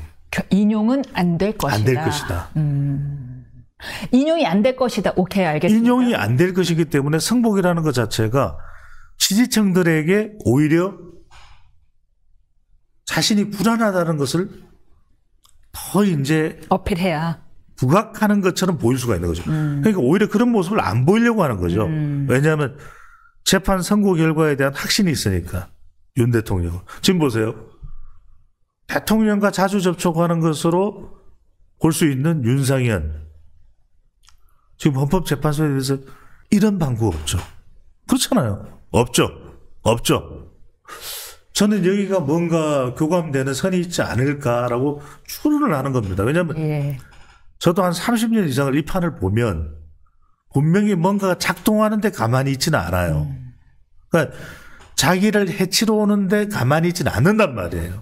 오케이. 근데 첫 번째는 뭐냐면 이런 일련의 헌법재판소 내부의 동향. 두 번째로는 윤석열 대통령이 매우 조용하다는 상황. 세 번째, 반대로 민주당과 이재명 대표는 매우 다급해 보이는 상황. 이런 걸 그냥 뭐 얼렁뚱땅식으로 이야기하는 것이 아니라 그럴 만도하다. 그런 이유가 있어 보인다. 일리 있는 말씀이신 게 사실 우리에도 댓글 다는 분들이 의견이 동일하지 반대될 때 동의하지 않을 때 보통 댓글을 다는 거거든요. 그렇죠. 동의하면 댓글을 잘 안 해요. 목소리를 안 내요. 저는 댓글이 거의 안 와요. 다 동의야. 아니면 쌍욕이든지 둘 중에 하나요. 아니 뭐 원하신다면은요. 저기 누구죠? 이렇게 책 냈잖아 이번에 권성동 원내대표 쪽에서요. 네? 이재명 대표의 막말 책 냈듯이 악플 책 하나 저희가 주세요. 뭐 아니 없어요. 다 저에 대해서만 있습니다. 20년 전부터 살쪘다고 죽으라는 사람도 있었어요. 살쪘다고. 진짜 뭐 저도 별별 먹은 게 없어. 네. 아침부터 지금 쫄쫄 굶고 있는데. 네네. 제가 무슨 얘기해야 되지? 그런데 일각에서는 윤 대통령이 만약 돌아오게 돼도 걱정이다라는 얘기가 다른 데도 아닌 국민의힘에서도 나오고 있습니다. 뭐 돌아오셨을 경우에 그저 지금 결집된 분위기도 오히려 떨어질 것이고 중도는 뭐 말할 것도 없다 이런 의견이거든요. 저는 윤석열 대통령이 저도 어떻게 될지 몰라요. 저한테 자꾸 뭐 확신적인 걸 요구하시는데 그럴 가능성이 높다라는 걸 말씀드린 거예요. 지금 전반적인 상황상. 근데 저는 윤석열 대통령이 복귀되면 완전히 바뀌어야 돼요. 어떤 식으로? 그게 중요해요. 완전히 바뀌어야 돼요. 예.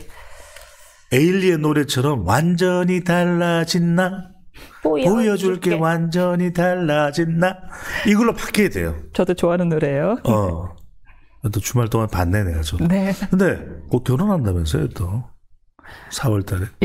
내 아이콘 중에 한 거는. 그래서 제가 드리는 말씀 뭐냐면 저는 계속 이야기를 해와서 용산을 향해서 대통령이 무조건 바뀌어야 된다. 그래서 첫 번째로는 저는 윤석열 대통령이 정면 돌파할 건 정면 돌파하고 첫 번째는 대국민 사과에 들어가야 된다. 만약에 복귀한다면 대국민 사과. 대국민 사과에는 정치권도 포함되는 거예요. 이 혼란을 가져온 것은 윤석열 대통령이 정말 사과 유감을 표명해야 됩니다. 그래서 자초하셨죠. 네, 죄송합니다.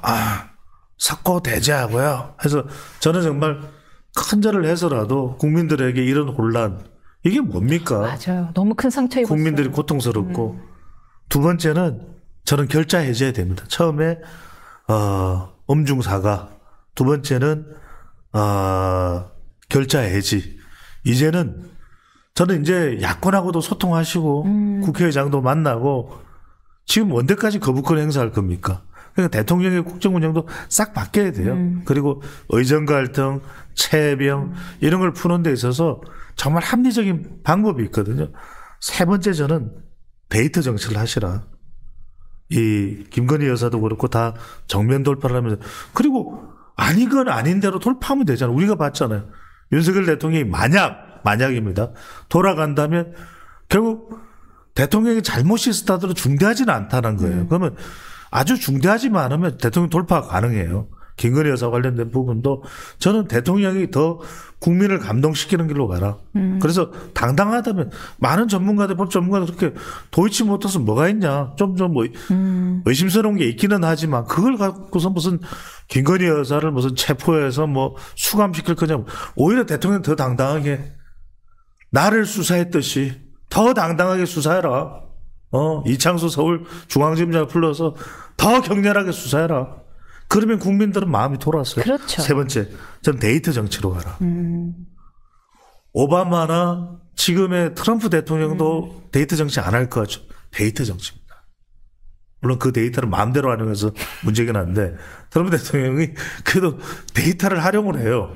마음에 드는 데이터를. 그렇죠. 근데 이것도 무서운 게 트럼프는 데이터를 정확히 알고 있어요. 이게 무서워요. 그래서 빅데이터든 윤석열 대통령이 저는 빅데이터와 데이터 AI 분석 정치를 해라. 그래서 당대 최고의 데이터 분석 전문가를 곁에 둬라. 곁에 둬라. 용선. 정선. 손이 왜 저한테로 이쪽 한쪽으로 왔죠? 네. 곁에 둬라. 네네. 알겠습니다. 네. 그런데 네네. 그러면 더 농담이고 마지막 건 예, 알고 있습니다. 네. 저희 안 놔줘드릴 거예요. 안 놔둬요. 놓치지 않을 거예요. 그런데 윤 대통령이 돌아오게 될 경우가 강화성에 대한 이야기가 자꾸 나오니까요. 지금 안 그래도 지지부진한 여당의 잠룡으로 분류되는 그분들의 지지율이 더 떨어지고 있고요. 그렇죠. 발도 묶여버렸어요. 묶여버렸죠. 네. 지금 오히려 그 상황을 가장 잘 파악하고 있는 사람이 김문수 장관이에요. 어느 섭외에도 요청이 가지 않고 있습니다. 제가 볼 때는 우리 지금 이민선 이 유튜브도 섭외 들어갔어. 근데 안 한다 그러겠죠. 안 한다 그러겠죠. 맞습니다. 지금 오세훈 시장은 내 코가 석차고 지금한테 출연할 수도 없어. 지금 그것부터 해결해야 돼요. 제가 자세하게 말씀 안 드릴게요. 안다고 하더라도. 네. 그다음에 이제 지금 뭐 한동훈 전 대표 같은 경우에는 대통령 돌아오면 제일 찐빵 맞는 사람이 한동훈 전 대표예요. 아이고, 예. 대통령 돌아와 보세요. 그러면은 아예 상대를 안 할 거예요, 윤석열 대통령. 그런데 저는 그것도 뭐 시간이 좀 지나야 되겠지만 네. 이 모든 걸 또 아우를 필요가 있다. 그러기 위해서는 대통령에게 정말 이런 데이터를 네. 전달해 줄 수 있는 최고의 전문가. 최고의 네. 누군지 말씀은 안 드리겠습니다. 누구라고 이야기를 할 수는 없죠. 네. 근데 오세훈 시장이 지금 잠깐 말씀드렸지만 제일 발이 꼬인 셈이 돼버렸어요. 토허제, 이제 약간 당연히 대통령 선거가 있을 거를 전제로 한 토허제 허가 제한을 풀었다가 볼성선악회 다시 또 묶어버리고 오히려 규제는 더 강화돼 오면서 오세훈 시장에 대한 원망이 조금 있는 상태거든요. 근데 사실 이 모든 거를 전제로 했던 것이 대통령 선거가 있을 것이다가였잖아요. 그렇죠. 네. 그래서 이게 일종의 아사라비아된 상황인데 그러니까 이제 오세훈 시장 같은 경우는 확장성이 강조됐단 말이에요. 그렇죠. 그런데 지금 지난주 한국갤럽 조사를 보면은 서울에서 묶여버렸어요. 전체 차기 정치 지도자에서 4%인데 서울이 3%야. 오히려 부산에서는 열렸어요. 서울시장인데. 그러니까 확장성은 열렸는데 뚜껑이 열렸는데 서울에서 닫혀버렸어. 토호제 때문에. 그래서 서울시장인데, 아이고. 그렇죠. 예. 그래서 이게 중요한 게 데이터를 봤었어야 돼요. 그러니까 오 시장의 판단이 대체로 그 당시에 좀 일종의 민원이 들어온 주변의 의견들을 많이 참조했을 가능성. 그걸 뭐 오 시장의 잘못이라기보다는 계속 요구가 있기 때문에 그런 걸 하는 거예요. 우리가 자꾸 시장의 어떤 의사결정을 주관적으로 보는데 상당히 근거를 두고 합니다. 근데 그때 하나 빠진 게 사실 부동산은 1년을 내다봐야 되거든. 그때 말하자면 부동산 전문가 플러스 부동산 관련 데이터. 이게 우리가 무슨 지수라고 그러잖아요. 그 부분들을 좀 자세히 보면서 왜냐하면 이게 한국은행이 금리를 내리게 되는 경우에는 이건 직격탄이거든. 그래서 제가 오죽했으면 한 방송에서 그런 이야기를 했어요. 이건 제가 실제로 하는 이야기인데 향후에 대선 주자는 여야를 가르치지 말고 이창용 한은정 총재를 주목해라. 그렇네요. 그렇죠. 이창용 한은 총재가 IMF 국장 출신이잖아요. 예. 보통 사람이 아니에요. 예. 키가 커요, 일단. 예. 보통 사람이 키가 커요. 그런데 이창용 한은 총재의 지금 국제 거시경제 분석 흐름 자체가 상당히 이런 부분, monetary policy, 그러니까 이제 통화 정책에 대해서 굉장히 특화되어 있는 사람이에요.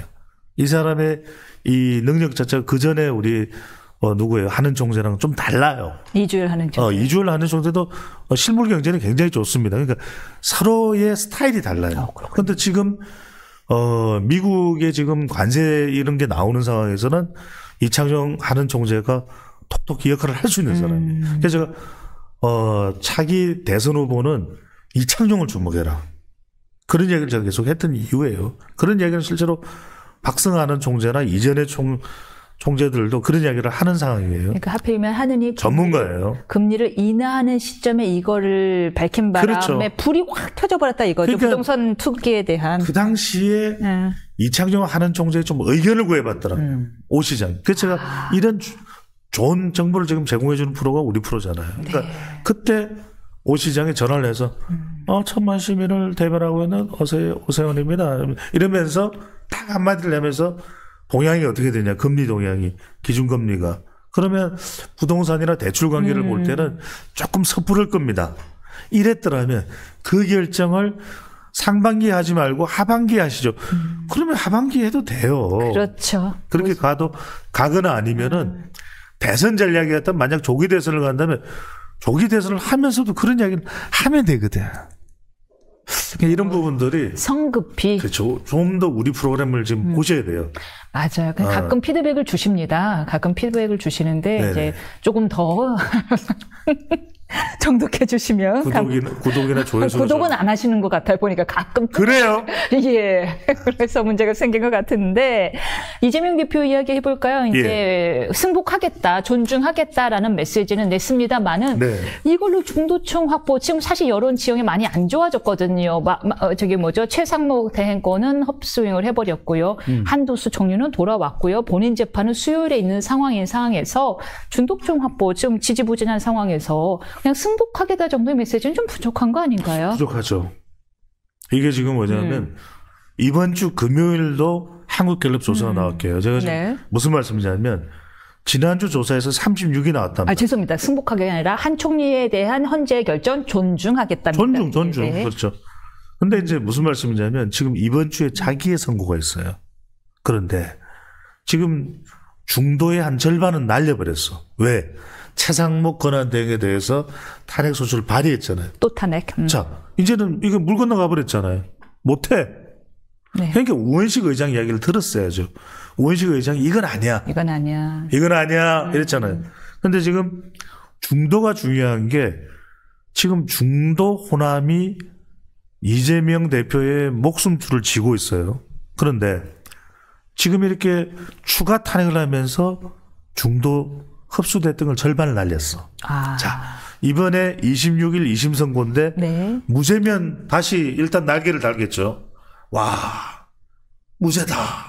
그런데 지금 법조인들의 이야기입니다. 분석에 따르면 10명 중에 6명, 7명 정도는 제 추론입니다. 그건 대체적으로 유죄로 봐요. 그리고 양형의 문제일 뿐. 양형도 대체로 100만 원 밑으로. 왜냐하면 이게 한번 이 판례가 정해져 버리면 그 다음 사람들은 선거 때 마음대로 떠들겠죠. 협박 안 받아도 협박 받았다 그러겠죠. 다 그냥 종이 하나만 날로 협박이야 이러겠죠. 이걸 배제할 수가 없는 거예요. 예. 판례가 돼버리기 때문에. 예. 법조인이가 아시고 지금 요즘에 제 이 법 해석에 대해서 많은 분들이 탐복하고 있는데 그런데 그러면 이 36인데 이게 20%대로 내려갈 가능성이 높아요. 그러나 그래서 그런데 29도 20% 되잖아요. 이게 뭐냐면 이게 중도가 추가로 내려가는 겁니다. 근데 저는 그 다음 주를 보는 거예요. 중도 지지율. 그렇죠. 그 다음 주를 보는 거예요. 그 다음 주에는 호남이 움직일 거예요. 왜냐하면 호남은 어떤 생각이 들 수 있냐면 꼭 이재명에 대해 이게 다른 거예요. 비호남 민주당 친명은 죽으나 사나 이재명이어야 돼 이거예요. 그런데 호남은 어떨 수 있냐면 호남은 정무적 판단을 합니다. 예. 굳이 민주당이 정권 가져가는 거면 조기 대선으로 이재명일 필요가 있어? 그렇죠. 그게 호남의 판단이에요. 호남이 마음을 돌려버리면 이게 25% 미만으로 빠질 수가 있어. 호남의 지지율이. 그렇죠. 예. 그러면 무슨 말씀이냐면 이게 25% 미만으로 빠지면 당선이 힘들겠다라는 분석이 나옵니다. 이게 이재명 대표의 절대적인 위기예요. 그러니까 많은 사람들은 뭐 대법원 확정심만 안 나오면 그냥 밀고 가면 되고 그래서 당선되면 그 헌법 84조에 따라서 재판이고 뭐고 다 중단시키고 그냥 끝장 내버리면 된다 생각하는데 그게 아닌 거예요. 그러면 지금 상황으로 이번 주에 윤석열 대통령의 선고가 없으면 4월로 넘어가면 6월 대선이에요. 6월 대선이면 3심이 얼마든지 나올 수 있는 상황이거든요. 그렇죠. 그러면 민주당 유권자들은 특히 호남은 계속 쏠릴 수밖에. 아니 조기 대선으로 간다. 아니 정권 교체 다 된 건데. 그러니까 정권 교체는 55%가 나오는데 60%가 나오는데 이재명 대표는 25%가 나온다. 이면선 변호사가 공천관리위원장이라면 어떻게 생각하겠어요? 그렇다면은 지금 26일 선거를 앞두고 이재명 대표나 친명계가 취해야 될 전략은 뭔가 중도층이나 호남층이 그럼에도 내가 2심이 유죄가 나와도 그래도 저 사람은 괜찮아라는 인식을 주는 작전으로 가야 될 텐데 지금 천박당사를 하겠다. 당장 25일이라도 윤 대통령 선고해라 라고 하는 작전은 그렇게 뭐 중도층이나 호남층의 마음을 얻는데 좋아 보이진 않네요. 아니 왜 그러냐면 민주당이 지금까지는 단 한 번도 헌법재판소를 흔든 적이 없잖아요. 그랬나요? 헌법재판소를 흔든 적이 없어요. 맞아요. 국민의힘한테만 흔들지 마라. 그러니까 네. 이럴 때 이재명 대표가 할 수 있는 최고의 방법은 국민에게 맡기겠습니다. 이게 최고예요. 왜냐하면 더 이상 어떤 주장도 안 하는 거죠. 그리고 자기 승부수를 던져보는 거예요. 그렇잖아요. 어차피 재판은 제각 시간이 가게 돼서 선고는 내려지게 되어 있는 것이고, 그것이 2심이든 3심이든. 다음 달에는 4월 달에는 위정교사 2심도 있어요. 그러니까 지금 이재명 대표는 오히려 노무현식 같은 승부수를 걸어야 된다. 운명이 국민들이 나를 원한다면 나를 그 자리에 올려주실 것이고, 그것이 아니라면 내가 그 자리에 가는 것은 미흡한 것이고, 국민에게 맡기겠습니다. 책 낼게요. 뭐 이렇게 돼야 되겠죠. 국민이 먼저입니다. 책도 있습니까? 국민에게 맡기겠습니다. 이렇게 되는 거죠. 그럼 지금 모습은 국민에게 맡기겠습니다. 이라 뭐라고 보죠? 지금은 조금 이제 조급해 보여요. 조급하다? 그러니까 어떤 승부든 조급하고 다급하면 지는 거예요. 알겠습니다. 네. 조급하다라는 얘기를 했습니다. 참고로 제가 만약에 이재명 대표의 변호인이잖아요. 매일 나의 사건 그쪽으로 갔어요? 만일 그러하다면 매일 나의 재판 일정 들여다볼 걸요. 혹시 연기 안 됐나? 혹시 연기 안 됐나? 이재명 캠프로 가신 줄 알고. 아니죠? 네. 여기까지 이야기 듣겠습니다. 배종찬 소장님이셨습니다. 다음 주에 뵙겠습니다. 감사합니다.